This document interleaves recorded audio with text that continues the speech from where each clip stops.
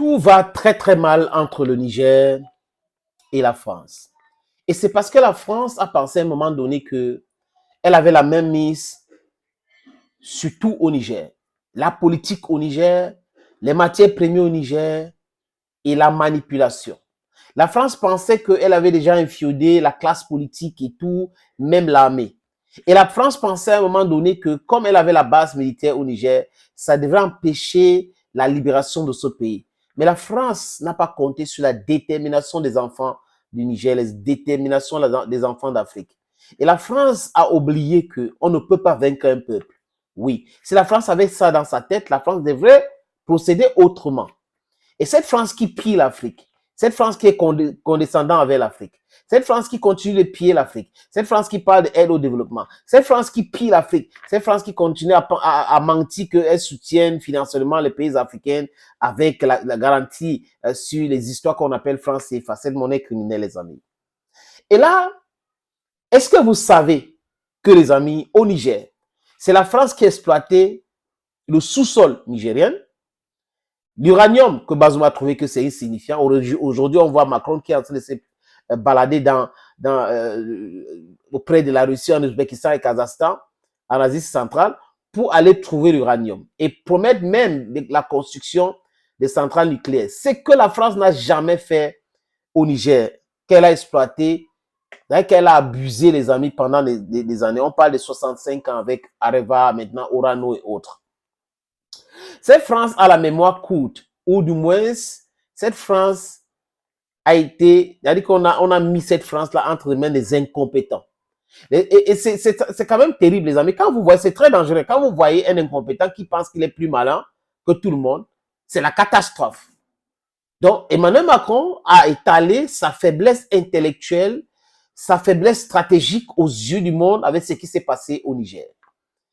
La France n'exploitait pas uniquement l'uranium au Niger et d'autres minerais. La France reversait le déchet d'uranium dans ce pays et ça intoxiquait des villages et des villages.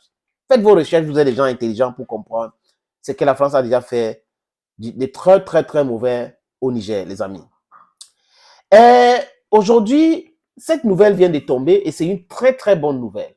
Oui, très bonne nouvelle pour nous tous qui pensons que nous devons systématiquement nationaliser les infrastructures utiles, essentielles pour les pays.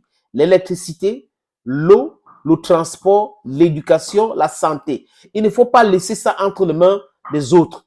Les autres, c'est qui? C'est l'impérialisme. À chaque fois que nous laissons ce pan entre les mains, la santé, ils vont chercher à réduire la population pour continuer à nous maintenir dans la souffrance, dans le sous-développement. Parce que qui dit population, dit marché, les amis.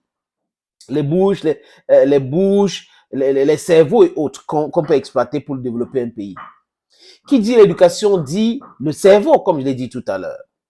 Donc la population, cerveau, c'est intéressant. Et l'eau, imaginez, l'électricité. Si ce n'est pas nous qui gérons notre électricité, les gars peuvent couper l'électricité à tout moment, ils peuvent torpiller le plan de développement, ils vont faire en sorte que les industries ne peuvent pas venir s'installer chez nous parce que sans énergie électrique, nucléaire ou civile ou hydro, c'est compliqué de se développer. Qu'on ne vous mente pas. Tant qu'il n'y a pas l'énergie, suffisance en énergie électrique, il peut jamais y avoir de véritable industrialisation. Et nous le savons tous. Dans ce pan-là, nous devrons nationaliser. Les pays, des dirigeants qui nous écoutent, prenez ça comme conseil. Vous ne pouvez pas parler de l'émergence sans toutefois avoir de l'indépendance énergétique, sans toutefois avoir de l'indépendance dans le contrôle de l'éducation, la santé, tout ce qui est essentiel pour un pays, les amis. Et les autorités nigériennes ont compris ce message et il faut dire que la France a été pour quelque chose. Rappelez-vous comme si c'était hier. Quand les nouvelles autorités décident de prendre les choses en main, le CNSP, la France s'est mise à les insulter. Et Sylvain Itel, qui était ambassadeur de la France à l'époque, qui a été chassé comme un malpropre, avait dit quoi, les amis? Que vous êtes en train de parler contre la France. Même l'eau, là, ne buvez bon pas l'eau, parce que c'est la France qui vous donne l'eau. Et il y a un député en Côte d'Ivoire qui avait répondu de façon farouche en disant à cette Sylvain Itel que L'uranium qui vous donne l'énergie en France vient du Niger. N'utilisez pas donc l'électricité. Et il était obligé de demander les excuses parce qu'il a un petit cerveau. Il pense qu'il peut envoyer les effectifs comme ça et en retour, on n'aura pas de répondants. Sur le continent pays qu'on appelle l'Afrique, on a du répondant parce qu'on a des intelligences et on a les anecdotes, on a des exemples. On a tellement souffert que les gens ne peuvent pas continuer à nous manipuler. It can never be eternal. Just watch what you're saying. Et ce monsieur de Ited, Sylvain, avait demandé pardon. Mais aujourd'hui, le Niger passe à une vitesse supérieure. Et la vitesse supérieure, c'est quoi? Le Niger a nationalisé son eau au nez et à la barbe de la France. Je répète, le Niger a nationalisé le secteur d'eau dans son pays. Donc, je dis bravo à Abdourahmane Tiani. Bravo Abdourahmane Tiani. Et ce n'est pas fini, les amis. Donc, la société française Veolia,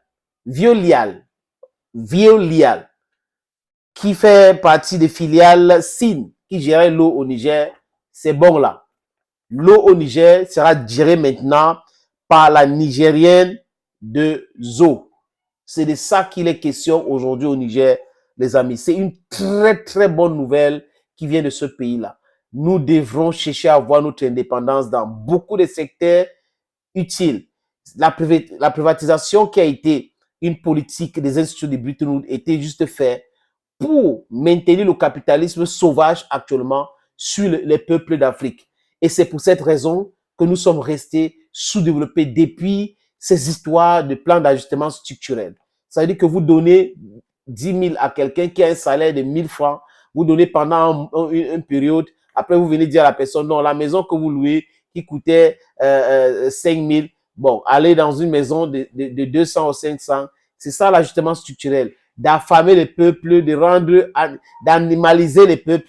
Et aujourd'hui, vous voyez que ça n'arrive pas à prospérer. Sankara avait dit on ne va pas payer les dettes.